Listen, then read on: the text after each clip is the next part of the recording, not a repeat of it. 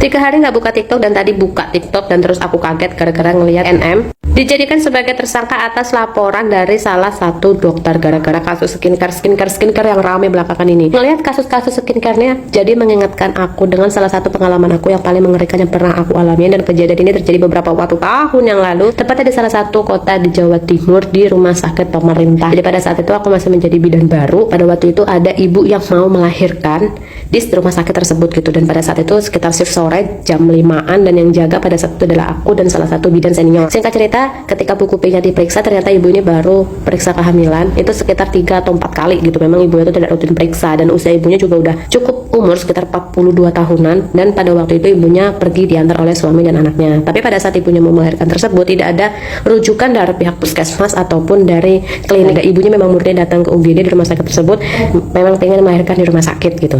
Kalau dilihat dari riwayat ekonominya, memang ibunya tersebut juga bukan dikatakan sebagai ibu yang kurang mampu gitu, enggak. Ternyata ibunya ini punya beberapa peliharaan sapi atau sapi ternak gitu, dan jumlahnya juga lumayan banyak gitu. Jadi kalau dibilang dari segi ekonomi ibunya ini kurang juga enggak gitu. Ibunya pada waktu itu mengeluh karena memang mau melahirkan disertai dengan adanya tanda-tanda persalinan, tetapi tidak datang dengan riwayat ibunya pendarahan atau nyeri hebat pada perutnya atau demam tinggi, itu nggak ada, semuanya normal. Cuman ibunya datang memang karena ada tanda-tanda mau persalinan, dan ketika itu ibunya datang dan diperiksa. Aku masih ingat banget karena pada waktu itu yang meriksa pemeriksaan dalam juga aku, dan ibunya buka 4, dan nggak lama, sekitar kurang dari 2 jam tiba-tiba ibunya sudah buka lengkap, buka 10, dan memang ibunya itu kalau nggak salah itu adalah hamil anak ke-6, punya riwayat abortus juga. Dan ternyata setelah ibunya mau melahirkan dan bayi itu lahir, kita dibuat shock, aku maupun ibu bidan senior itu, teman aku itu yang jaga shift itu, dibuat heran dan kita tertegun, kita diem seketika, nggak ada yang pernah bersuara sama sekali sampai beberapa menit setelah bayinya itu lahir gitu. Semuanya udah lahir, kita duduk, kita istighfar, baru kita cerita. Kalian tahu apa yang terjadi guys?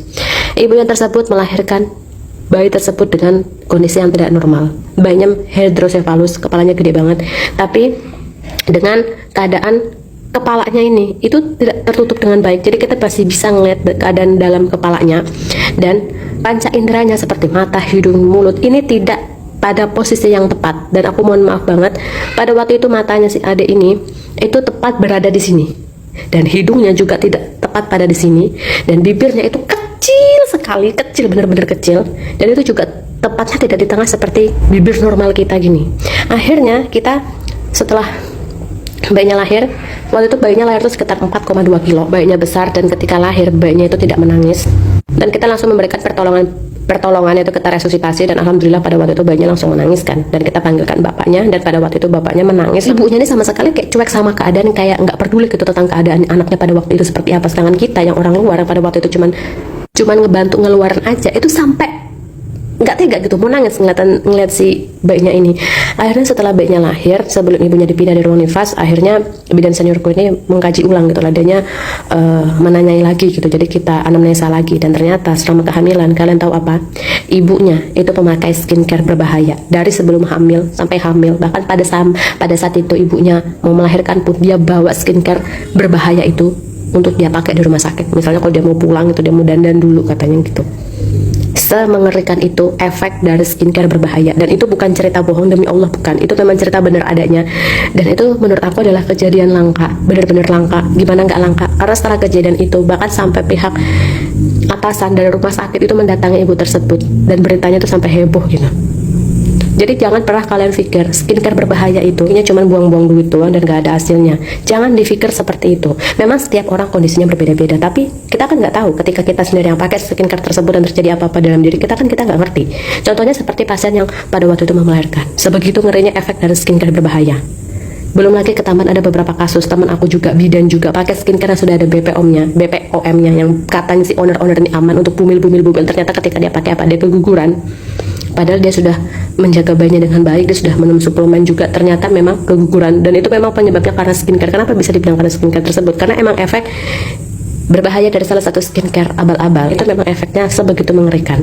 Belum lagi kalian lihat kasus-kasus orang yang mukanya penuh dengan flek hitam yang menahun, bahkan ada yang sampai terjadi ochronosis, itu karena juga skincare berbahaya. Bahkan ada yang sampai kena kanker kulit juga, ginjal juga, karena skincare berbahaya. Di sini yang bikin aku geli dan pengen ketawanya adalah di kasus ini NM yang dianggap sebagai pemeras oleh salah satu dokter tersebut, dia bisa dijadikan sebagai tersangka. Lalu bagaimana dengan para owner skincare yang menipu para customernya dengan menjual skincare abal-abal tapi dia bilang itu adalah skincare halal BPOM? Bagaimana? Bagaimana dengan kulit-kulit para konsumen yang sudah kalian rusak? Bagaimana dengan para korban-korban yang memakai skincare kalian di luar sana, yang dia buta akan informasi, yang dia mungkin keguguran ataupun melahirkan dengan bayi yang cacat? Dia pikir itu adalah kesalahan dari dirinya, padahal itu adalah kesalahan dari kosmetik berbahaya yang dia kira aman. Coba kalian pikir deh, seberapa jahatnya kalian para owner skincare yang merasa bahwa kalian itu terzolimi karena merasa usaha kalian dibuat bangkrut karena adanya doktif, karena adanya suara-suara netizen, karena adanya si NM ini. Lalu gimana pertanggungjawaban kalian dengan para customer kalian yang sudah membeli produk kalian, yang sudah menaruh kepercayaan kepada kalian, yang mukanya hancur ataupun mengalami hal-hal yang mengerikan yang seperti aku sebutkan tadi? Bagaimana cara kalian berminta maaf? Nunggu di akhirat baru minta maaf? Kok nggak adil? Kalau kasus Nikita Mirzani pemerasan aja bisa dijadikan sebagai tersangka, lalu gimana dengan para owner penipunya? Apakah nggak bisa dijadikan tersangka juga? Coba deh BPOM, dilihat-lihat lagi deh. Dan juga para netizen, jangan mau tertipu hanya gara-gara skincare-nya ada BPOM-nya. Kita sudah pinter sekarang, sudah pinter, sudah harus berbenah, cari skincare yang aman. Jangan pernah mau beli skincare dari orang-orang yang sudah pernah ketahuan nipu. Itu pasti kedepannya bakal nipu.